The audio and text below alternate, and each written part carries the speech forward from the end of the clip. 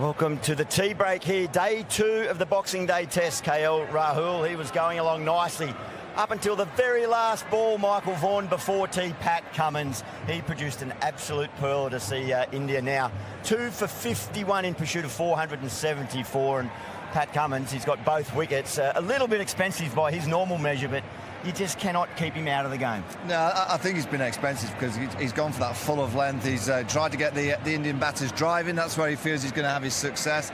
But how often in the last few years has he delivered a magic delivery just at the right time? I mean, he gets Rohit Sharma with a pull shot, very unlike Rohit Sharma, a little bit timid. It's a nothing shot. You know, he's averaged 11 in his last 14 test match innings, so the Indian captain, he's just struggling with his confidence, and that's not a Rohit Sharma shot that we've seen throughout the years. He's a better player than that. A simple catch for Scott Boland. And here's the piece, the Jaffa, the last ball before tea. A similar ball that he got Joe Root out at Old Trafford in the last Ashes series. He's just got that knack of bowling peaches, and that's as good as it gets. It certainly is. It looked like the pitch up to that point was flattened out really nicely, a little bit of the shine off the ball, but Cummins knows how to extract any bit of life out of the pitch. Those highlights there, the 2 wickets, thanks to Harvey Norman.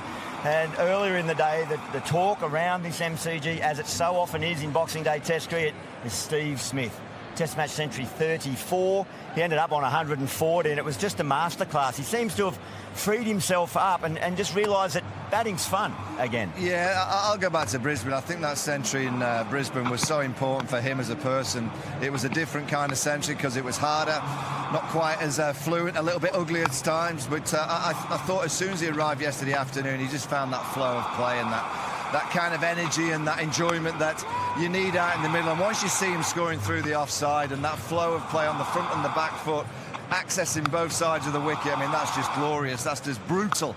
Yeah, great to see Steve Smith. Ominous for other teams around the world because there has been whispers that, you know, he might be coming towards the end and the kind of mentality of playing at this level, it might be kind of moving away from him. But back-to-back centuries, he looks like he's got that joy of batting once again, which is great to see from an Australian perspective. What an extraordinary way that he was dismissed. I want you to just shuffle down this end, the members end, and recreate that. Well, first and foremost, he's been caught down the leg side twice. Yeah. And now, I don't know how far I can go. So he's danced down. Here we go, he's danced down. He's trying to crash it. Further down. Yeah, do you reckon here? And it's inside, I think it's inside inside of his left leg, and it's kind of trickled back. And not only that, I reckon it's bounced around here. So naturally, it should be bouncing and going past the stone spot. I'm afraid, Steve, it's the leg spinner, and it's gone back onto the poles. Very unfortunate. Well, it was being bowled and delivered. Here it is from the Shane Warne stand end. It was a leg break that Warney would have been proud of. There's no doubt about that. But that was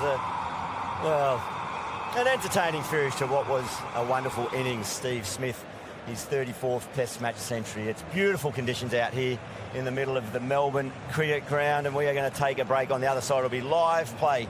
And thanks to Macca's, we get a chance to take a little sneak peek at the newest instalment of 6 and Out, second innings. You can watch it right now on KO. Thank you, Varney. See you after the break.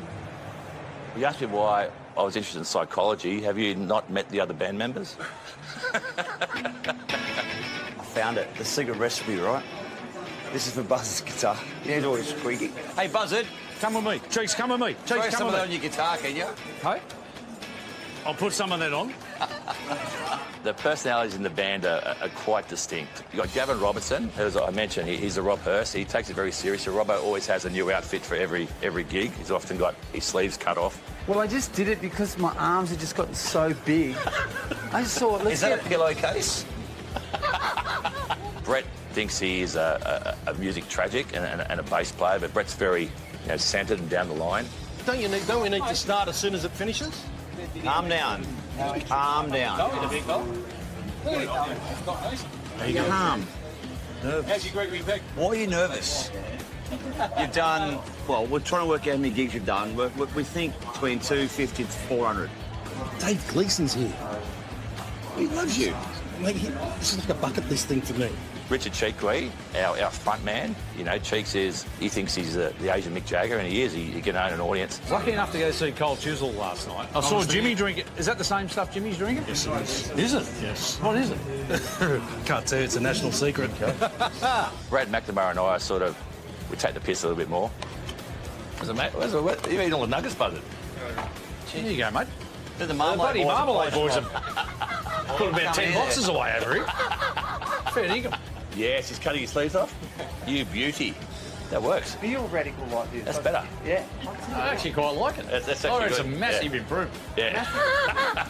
the pillowcase wasn't great. Massive improvement, Chris Yeah. Isaac. I got that from a $1.50 at the Vinnies down the road. I'm surprised they charge you that much.